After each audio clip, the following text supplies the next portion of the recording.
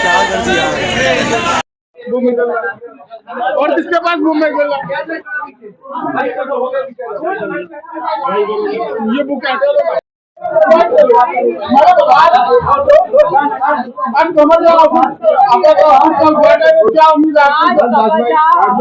उद्घाटन है जिनको जनता का बड़ा आशीर्वाद मिला है और इस उद्घाटन के माध्यम से लोगों का काम होगा।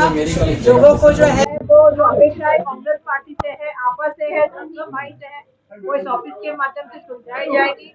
चाहे बीएमसी का काम हो, चाहे स्टेट गवर्नमेंट का काम हो, सेंट्रल गवर्नमेंट का काम हो, आप देख सकते हैं आपा तो दिन रात काम करती है। आने वाले दिनों में लोगों की सेवा के लिए एक जगह और बन गई है जो अभी समझना आपका का ऑफिस है। तो मैं उनको बहुत सारी शुभकामनाएं दूंगी। राहुल गांधी जी ने कहा है कि नफरत के बाजार में हमें मोहब्बतों की दुकान सजानी है, तो एक और दुकान हमारी सज गई है लोगों की सेवा के लिए और लोगों को जोड़ने के लिए। आम्हाला खूप साऱ्या शुभेच्छा देते लोकांच्या आशीर्वादाने आणि सातत्याने निवडून येत आहेत। या ऑफिसच्या कार्यालयाचं त्यांचं उद्घाटन झालंय त्याबद्दल त्यांचं मनापासून मी अभिनंदन करते आणि त्यांच्या माध्यमातून मागेही जनसेवा होत होती आणि आताही जनसेवा चांगल्या तऱ्हेने काम होईल। सेंट्रल गव्हर्नमेंटचे काम असतील, स्टेट गव्हर्नमेंटचे असतील किंवा नगरसेविका म्हणून ते काम सातत्याने करत आहेत। त्यांच्याबरोबर सांसद आहे, असलम शेखजी आमदार म्हणून आहेत, त्यामुळे सातत्याने जनसंपर्क करण्यासाठी एक ऑफिस त्या ठिकाणी उघडलेलं आहे। आणि जसं मी हिंदीमध्ये सांगितलं की आमचे नेते आदरणीय राहुल गांधीजी यांनी सांगितलं की नफरतच्या बाजारामध्ये मोहब्बतची दुकाने टाकायची, त्याच तऱ्हेने त्यांनी आज या ठिकाणी एक प्रेमाचं प्रतीक म्हणून हे ऑफिस खोललेलं आहे, त्याच्या माध्यमातून लोकांना जोडण्याचं काम होईल आणि लोकांची सेवा करेल। एजुकेशन मोर्चा का जो रजिस्ट्रेशन हुआ उसको लेकर कहीं ना कहीं कांग्रेस ने बहुत अहम भूमिका निभाई है। अगला कदम कांग्रेस का क्या होगा? बिल्कुल हमने बिल्कुल जो लड़ाई लड़ी है तो मुझे ऐसा ही लगता है कि अहंकार हार गया, सत्य संविधान और युवाओं की जीत हो गई। युवाओं की जीत इसलिए मैं मानती हूँ कि युवाओं ने जिस तरह ये आंदोलन किया और हमारे नेता आदरणीय राहुल गांधी जी, हम सब लोग सांसद जो थे तो ये आवाज के बाहर वहाँ पे जो है वो ये आंदोलन कर रहे थे। हमें पुलिसों के माध्यम से तकलीफ भी हुई, लेकिन मुझे ये यहाँ से कहना होगा एक जीत है, मतलब धर्मेंद्र प्रधान बाकी है, अभी नरेंद्र मोदी बाकी है। जब तक इस देश की शिक्षा व्यवस्था सुधार नहीं होगा, जिनका दुर्भाग्यवश इसमें मौत हुई है उनको कंपनसेशन नहीं होगा और पूरे देश में जिन बच्चों के थे आंदोलन में भाग लिया, जिनके ऊपर केसेस है, जब तक वो केसेस पीछे नहीं ली जाएगी, रद्द नहीं की जाएगी, तब तक ये आंदोलन जाएगा। डिलिमिटेशन बिल को कैसे रोक पाएंगे आप? हम तो बिल्कुल कोशिश, पिछले बार तो हार गए थे, इस बार के हार गए। हर ऑफिस के ऊपर हम रजिस्टर रख रहे हैं। उस रजिस्टर में खाली आप अपना नाम और मोबाइल नंबर बता के जाइए, हमारा ईपी इंचार्ज आपके घर पे आएगा। अगर बीएलओ आपको कॉपरेट नहीं कर रहा है तो हमारा बीएलए ले जाके आपका फॉर्म किसी भी तरीके से भराने का काम करेगा। क्योंकि ये देखिए सबको काम पे लगा दिया है मोदी जी ने, पूरे देश को काम पे लगाया और खुद वो काम पे लगे एक एक चीज बेचने का। बरोबर है ना? हमारे देश में हम पैदा हुए और हम ही को बताना पड़ रहा है कि हम नागरिक हैं। 1000 आदमी बाहर देश के कोई रहते होंगे, कुछ से होंगे, लेकिन 100 करोड़ से ज्यादा लोगों को काम पे लगा दिया। सब काम धंधा छोड़ के बीएलओ के पीछे बैठे, बीएलओ को अलग काम पे लगा, बीएलओ को काम ही नहीं करना है। वो प्राइवेट स्कूल की टीचर है, उनकी पगार कौन देता है, उनको कोई ट्रेनिंग नहीं दिया। और इस तरीके से जो है वो भी परेशान, हम भी परेशान, बीएलओ भी परेशान, ऑफिसर भी परेशान, इस तरीके से सभी लोग परेशान है। हमने वर्षा ताई जी के नेतृत्व में हमने 2-3 बार जाके उनको लेटर दिया है, मैंने दिया है, वर्षा ताई ने दिया है और टाइम बढ़ा के लिया है। और मलाड को तो खास करके उन्होंने इतना पीछे रखा था कि बाकी जैसे बोरोली में 25% काम हुआ तो मलाड में सिर्फ 8% हुआ था। वहां पे अगर 30% हो रहा है तो हमारा 15 हो रहा है।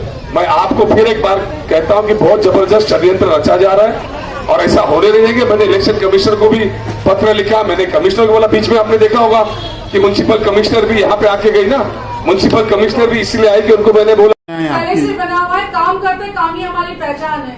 मेरे वालिद साहब हाजी रमजान अली शेख जी ने ये पूरी मालवनी में तन मन धन दिया है, पूरी जिंदगी उन्होंने अपनी पब्लिक की सेवा की है, अपने लोगों की सेवा की।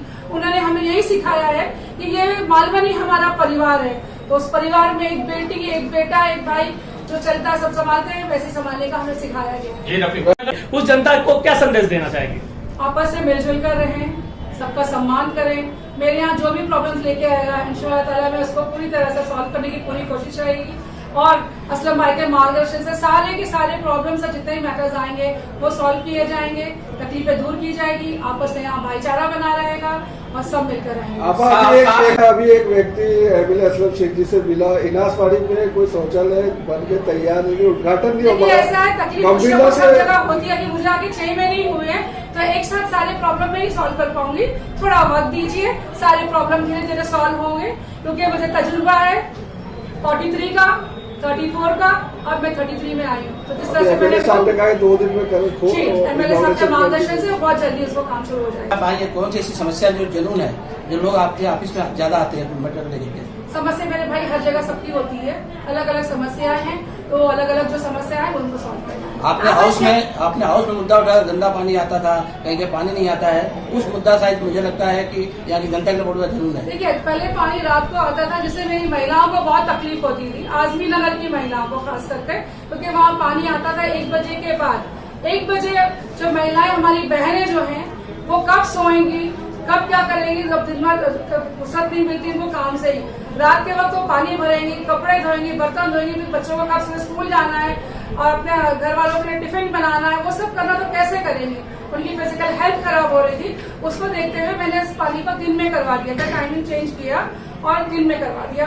तो पानी की तकलीफें दिक्कत जब बहुत हो रही थी, लेकिन अब धीरे धीरे सॉल्व हो रही है, मैं इसके पीछे लगी हूँ, फॉलो अप कर रही हूँ। आपने गार्डन का भी मुद्दा उठाया था, वो कब तक हो जाएगा? हेडगरी गार्डन का भी मुद्दा उठा हुआ है और उसको फॉलो अप चल रहा है, बहुत जल्दी उसका भी काम शुरू हो जाएगा। आप क्या संदेश देना चाहेंगे आज आपके ऑफिस की ओपनिंग पर सारी जनता को? ये बताएं। सब आए, खुशी से आए, जो भी इस प्रॉब्लम लेकर आएंगे तो इंशाल्लाह मैं, असलम भाई और हमारी जो पूरी टीम है, रफीक भाई है, संगीता कोहली जी है और हैदर अली है, तो ये सब मिलकर सबके प्रॉब्लम सॉल्व करेंगे। हर क्षेत्र के हर वार्ड के प्रॉब्लम सॉल्व होंगे, जहाँ पे असलम भाई हो वहाँ प्रॉब्लम नहीं टिकती है।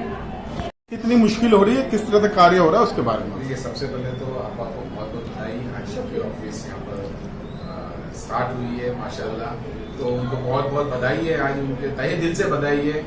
और वो लास्ट 14 ईयर्स से जनता के लिए काम कर रहे हैं और उनका काम एग्जाम्पल्स तो इतने हैं देने के लिए कि उन्होंने इतना अच्छा काम किया, हॉस्पिटल बनाने का काम किया, स्कूलों को बनाने का काम किया है, तो उनके काम का तो कुछ बोलने की जरूरत नहीं है, वो दिखता है। और यहाँ पर भी लोगों के लिए एक सुविधा हो इसलिए उनकी ये यहाँ पे ऑफिस खुली गई है। और रही बात गढ़ की, तो गढ़ तो ये पहले से ही है, असलम भाई का ये किला है, बस हम उनके संभालने के लिए आए और इसको लेके चलेंगे।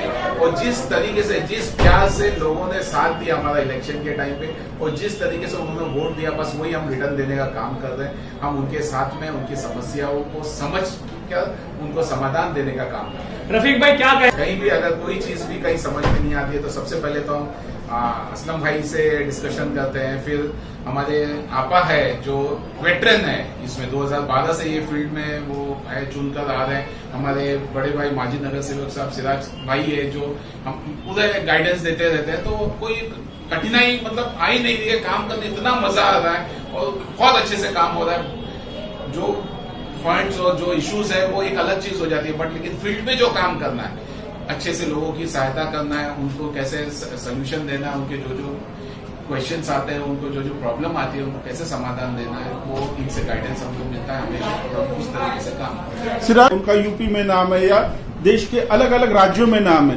वो हमारे वोटर्स होते हुए भी यहाँ पे वोट नहीं दे पाएंगे। अगर उन्होंने वहाँ पे वोटिंग करना है तो इस सिचुएशन को आप लोग किस तरह से देखते हैं? रफीक भाई आप बताएं।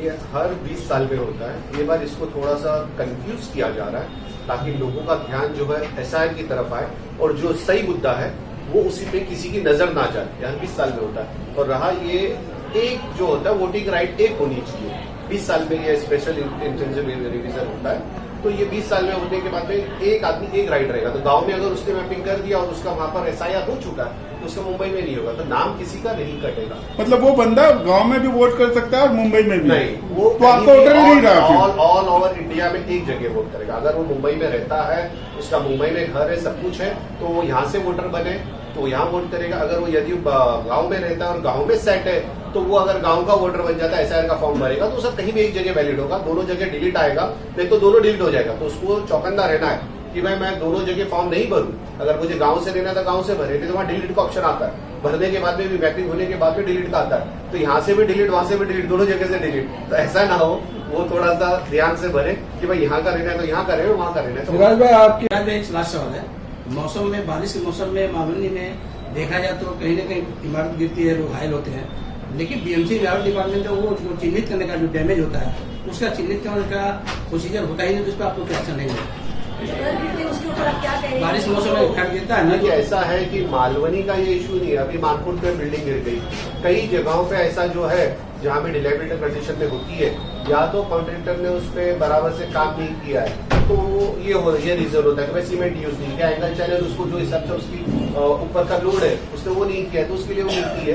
तो ये तो पार्ट ऑफ द मतलब उन पर MRTP लेना ही चाहिए, जिसने भी इस तरीके का काम किया है, हल्का काम किया, पैसे पूरे लेके उन पर FIR दर्ज होगी। बीएमसी का क्या रूल था बिल्डिंग, क्योंकि बारिश से पहले सब उनको देखना चाहिए, चिन्हित करना चाहिए कि कोई जर्जर मकान है, जर्जर बिल्डिंग होती है, उसकी एक लिस्ट बनती है। हाँ, C1 कैटेगरी की लिस्ट निकाली जाती है, उनको नोटिस दिया जाता है कि भाई ये जो आपका बिल्डिंग है डिलेबिलिटेड कंडीशन में C1 कैटेगरी में, तो इसको जल्द से जल्द खाली करें। इस तरीके से पूरी मुंबई में होता है, हमारा पी वेस्ट है, पी ईस्ट है, यहाँ पर की भी लिस्ट है, उस लिस्ट के अंदर बिल्डिंग मेंशन है सर। Okay, thank you.